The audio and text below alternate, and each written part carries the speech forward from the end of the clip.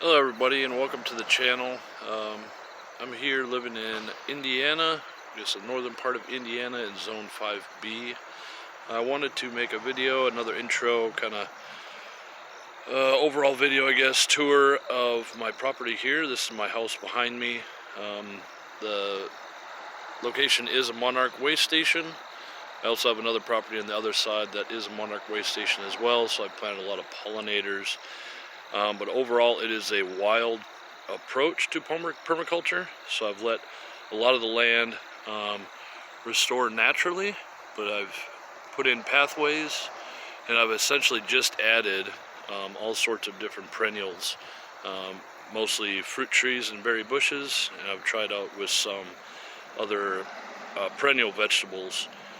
And I wanted to, I'll turn around and I'll give you a kind of a brief walkthrough, because we're going to be starting here with this nectarine that I planted, and it's kind of a happy accident because I planted this nectarine on this side and I planted the other one like completely opposite part of the property, so kind of a happy accident. I'm just gonna have to plant more nectarines, so I mean I have to do cross-pollination, so that's a happy accident. So I'll show you these nectarines and a few things along the way, and just stay tuned. Thank you again for watching. Like I said, here's the first nectarine. It's doing really well. It's been in the ground for about 3 weeks now. It's the middle of September. It's a cooler day today. I guess it get down to about 40. I know it's 46 when I woke up. Make sure you can read. It is a Fantasia Nectarine. Standard. I buy most of my trees from Stark Brothers. I've also used gurneys, jung seed, and some others to get different seeds and plants. But as you can see, I don't know the name of everything, but I mean there's some goldenrod in here and whatever this flower is. But you'll see as we walk through, since I've left it wild, a lot of these natural pollinators have come up on their own. I wish I knew what this was called, because this is everywhere as well. And this set over here is just in the first process of blooming. There's other areas of my property that have more sun that are getting toward the end of their blooming. So another place that I've gotten trees from, or bushes, is an American Elderberry that died. At least the main stem died, but it has sprung up again. See if we can see if it came from the roots. Yeah, it came back from the roots, it looks like. Hopefully I can clear this so you can see, or you just have to take my word for it.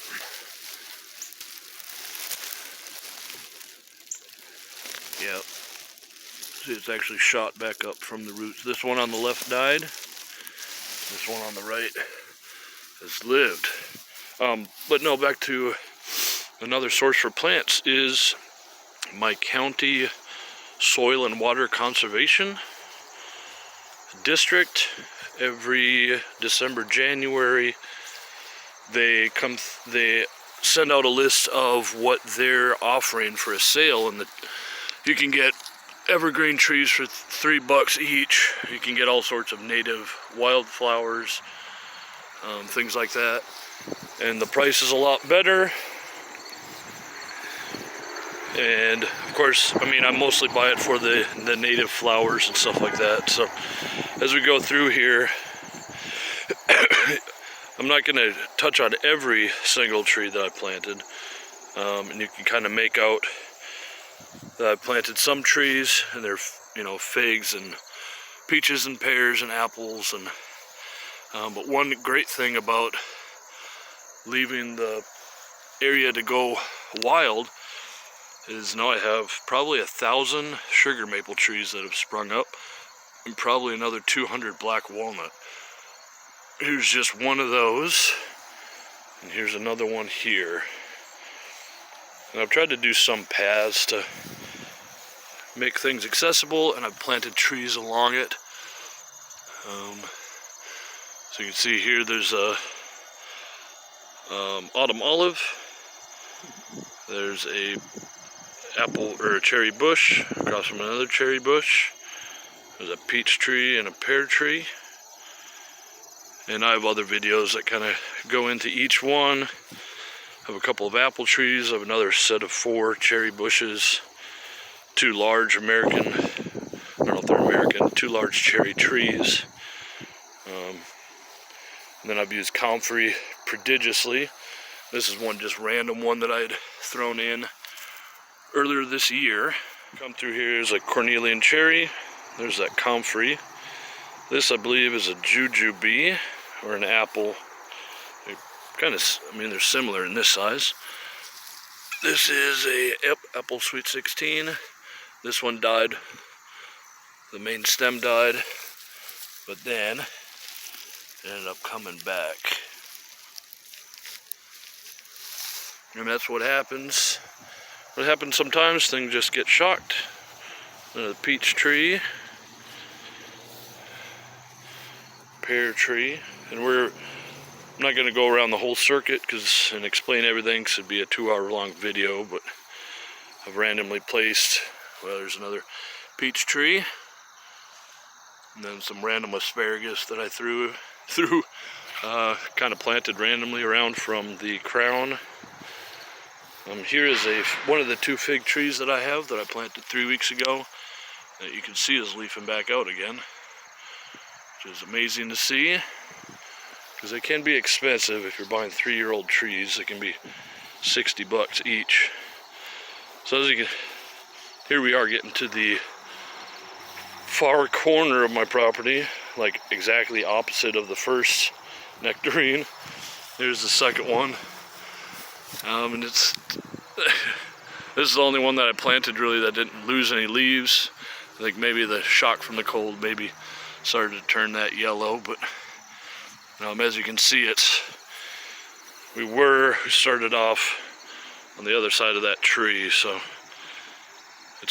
I'm gonna have to put a nectarine there, and I'll have to put another nectarine right there.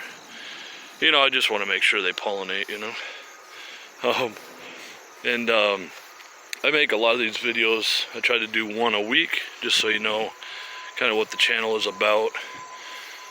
And I'm basically trying to build an ecosystem here while providing myself food. So I have lots of rabbit pressure, even though I'm in the middle of the city. Have squirrels that eat all my tomatoes, and they have a lot of fun with the black walnuts. But I think the greatest part of this approach is, for one, I have less to mow. Right, I just do these pathways every 10 days, allows me access through. But the best thing is all of the trees that pop up on their own. These are all 3-year-old trees, and they're all sugar maples. I hope you can. It's just a field of maple trees. And I have walnut trees around that are already 5 foot tall. And all I do is I just add stuff to it. So here's a cherry bush that I got from the county. And I haven't planted really too much in this little plat, because the walkway comes around and kind of distinguishes or sets aside like different wild areas. And then I have a couple of these areas where I compost, and most of my compost actually comes from a local health food restaurant that uses non-GMO and organic fruits and vegetables for their wraps and salads and stuff that they make. So anyways, I get their food scraps and I just dump them by the bucket into a couple of different areas. Like I have main compost over here that I sometimes will put stuff in. I'll show you that real quick, along with some wood that we're trying to let dry out. We're going to use for firewood this year. So here's just a couple of easy bins that I put together, but I much prefer to have this like in the, around in my food forest itself to give nutrients more locally. That saves me from having a wheelbarrow and shovel and all that.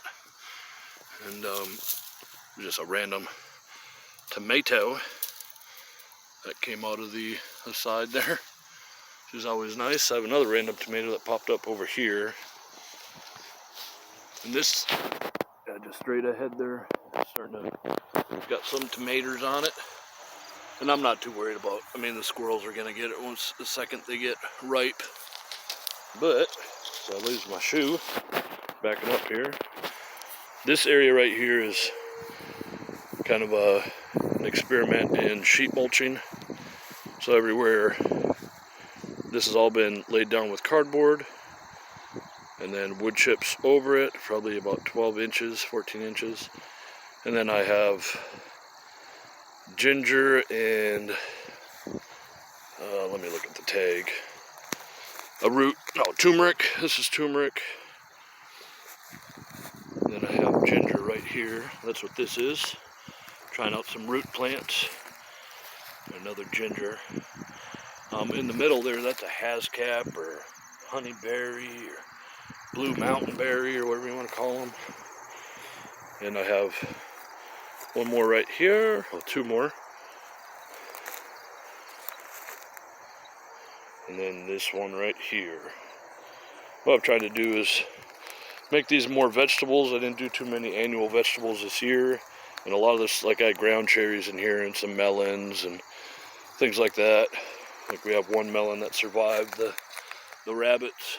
But since there's so much wildlife in this area now, I need to put up some sort of netting or fencing around just this area, which is not too bad if I just keep all my annuals here. And I can always do staggered beds and stuff like that. But if I do want to keep vegetables, I'm gonna have to net it off. And then over there, I'll be doing a sunchoke video here in just a little bit. Well, in a day or two, when more of them bloom, and we can go into that more in detail. But I figured it was a good time to do kind of more of an intro video. I'm up to 79 subscribers now, and I want to really talk about those two trees that are like a mile apart, because I thought it was funny that maybe it's a subconscious thing that I planted them so far away, so I would just have to and be forced to plant more nectarines. So I appreciate you watching. Hope you like the video and hit that thumbs up and subscribe. And I'll keep producing videos because I use it more of a video diary type of thing. And it gives me something to do, a little bit of creativity, and it helps me show the progress of my own yard. Like if I look at a video 2 years ago, it's just a wild field of long grasses, and now I have, I think, 30 fruit trees and 100 berry bushes, so, and all sorts of strawberries randomly, and enough sunchokes to feed an army, and lots of animal life and insect life. So thank you again for watching, and I'll see you next time. All right, bye-bye.